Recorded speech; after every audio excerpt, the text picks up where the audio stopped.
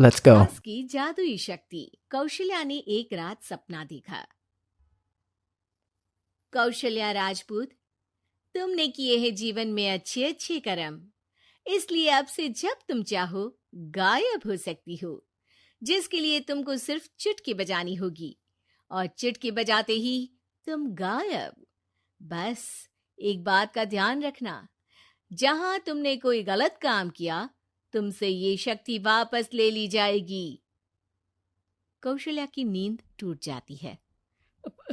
ये कैसा सपना था? गायब हो जाऊंगी मतलब? हे भगवान, कंबल ओढ़ के सो जाती हूँ, सपना कंबल के अंदर नहीं घुस पाएगा। कौशल्या डर के मारे कंबल ओढ़ के सो जाती है। सुबह कौशल्या मंदिर जाने लगती है। अरे बहू, जल्दी चल, भिखारियों को खाना भी तो खिलाना है। हाँ माँ जी, अभी आई। आज तो खीर और पूरी बने हैं, सब खुश हो जाएंगे। दोनों सास बहू कार से खाने का सामान लेकर मंदिर पहुंचते हैं और भगवान की आराधना के बाद मंदिर के बाहर बैठे भिखारियों को खाना खिलाने लगते हैं। दीदी, आप हर हफ्ते आते हो, इतना सारा करते हो हम लोगों के लिए। मैं आपके लिए रोज अलग से दुआ मांगता हूँ।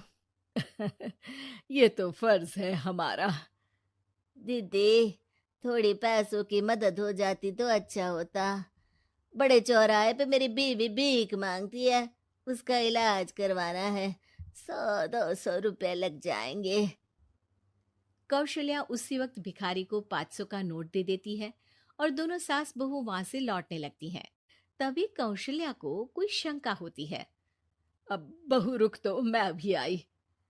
कौशल्या वापस वहीं जाती है तो देखती है कि भिखारी वहां है ही नहीं। कौशल्या को रात का सपना याद आता है।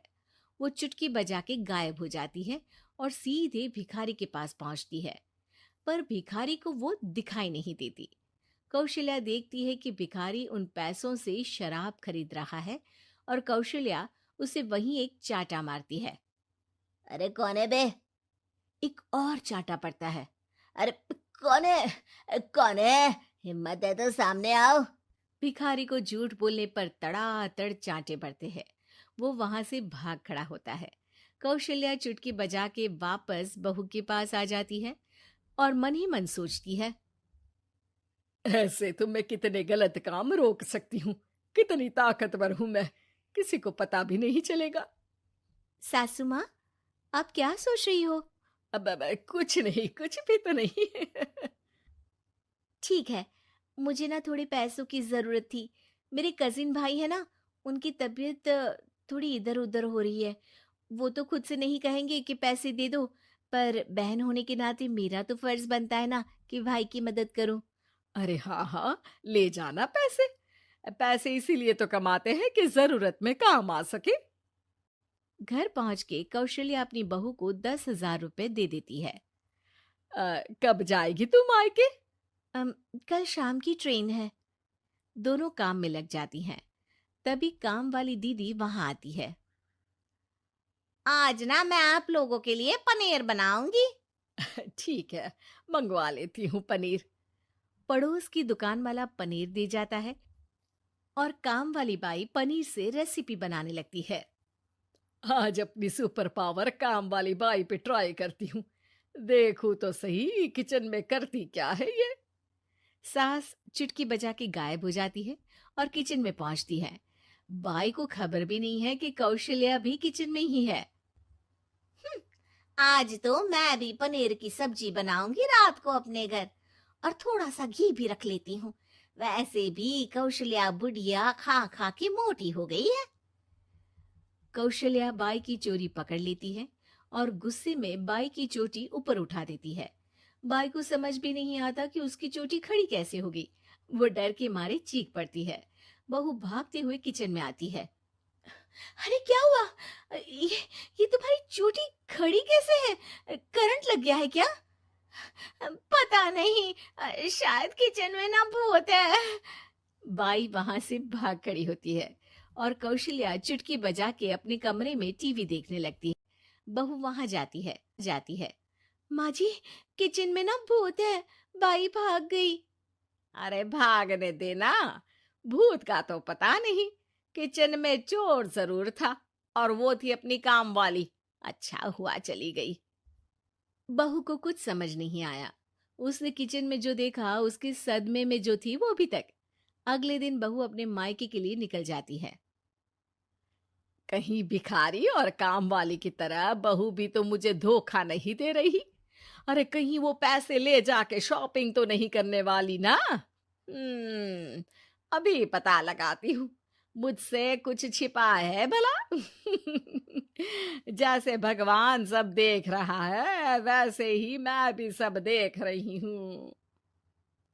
सास को अपनी शक्ति पर घमंड आ गया था।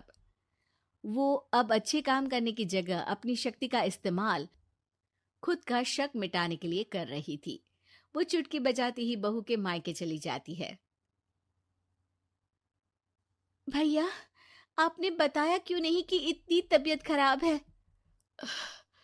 अरे तेरी सास बूढ़ी हो गई है, इतना भला काम करती है, उनकी मदद कौन करता है? यहाँ तो और भी लोग हैं ना। भैया, मेरे पास कुछ पैसे हैं। आप दूसरे डॉक्टर को दिखा दीजिए ना। अरे मुझे लगता है कि मेरा टाइम आ गया है, मुझे जाना होगा। कमरे में भाई की आत्मा को लेने यमदूत आ चुके थे। कौशल्या भले ही किसी को नहीं दिख रही थी, पर यमदूत ने उसे देख लिया। यही आत्मा है शायद, परछाई दिख रही है, पहले ही तैयार खड़ी है। अरे आप कौन हो? यमराज का नाम सुना है? हैं?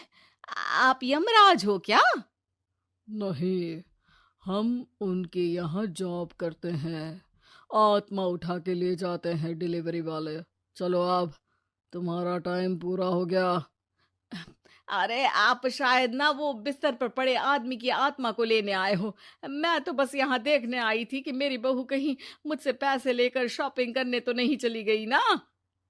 मतलब तुम्हारे पास शक्ति है गायब होने वाली? हाँ। तुम ऐसे तुच्छ काम में उपयोग कर रही हो ऐसी दिव्य शक्ति का। अब तो तुमको ही लेके जाऊंगा। अरे नहीं नहीं, कल मुझे किटी पार्टी में भी तो जाना है। अब नरक में ही करना किटी पार्टी। नहीं नहीं नहीं। 3 बार नहीं क्यों बोल रही हो? टीवी सीरियल चल रहा है क्या एकता कपूर का? अरे प्लीज मुझे जाने दो। आप तो उस बीमार आदमी की आत्मा को लेने आए थे ना। गलत डिलीवरी करोगे तो यमराज डांटेगा ना। बात तो सही कर रही हो, पर हमको उस पे दया आ गई। अभी उसकी उम्र ही क्या है, पर कुछ तो लेके जाना पड़ेगा ना। एक काम करो, अपनी शक्ति दे दो, गायब होने वाली। हैं? अरे क्यों? तुम पृथ्वीलोक का भ्रष्टाचार रोक सकती थी, चोरी रोक सकती थी, अरे कोरोना रोक सकती थी, पर तुमने अपनी बहू की जासूसी करना शुरू कर दिया। अरे लेकिन किंतु परंतु। यमदूत सास की शक्ति लेके वापस चले जाते हैं। कौशल्या की परछाई हवा से नीचे गिरती है और जमीन पे आते आते कौशल्या का शरीर सामने आ जाता है। अरे लग गई, कितने ऊपर से फेंका। माँ जी, आप यहाँ ऊपर से कैसे गिरी? अरे समधन जी, आप अचानक कमरे में। सब घबरा जाते हैं। सास बहू को सारी बात बता देती है। ये लो आपके 10,000 रुपये। आपको मुझ पे इतना भी भरोसा नहीं है? अरे बहन, मुझे दर्द नहीं हो रहा है, अब अचानक से सब अच्छा होने लगा है। अरे तो फिर बिस्तर से उठ जाओ और मुझे लेटने दो। गिरी हूं ऊपर से तो पूरा बदन दुख रहा है। भाई को तो यमदूत ठीक करके जाते हैं, पर कौशल्या देवी दर्द के मारे बिस्तर पर आ जाती हैं। Thank you.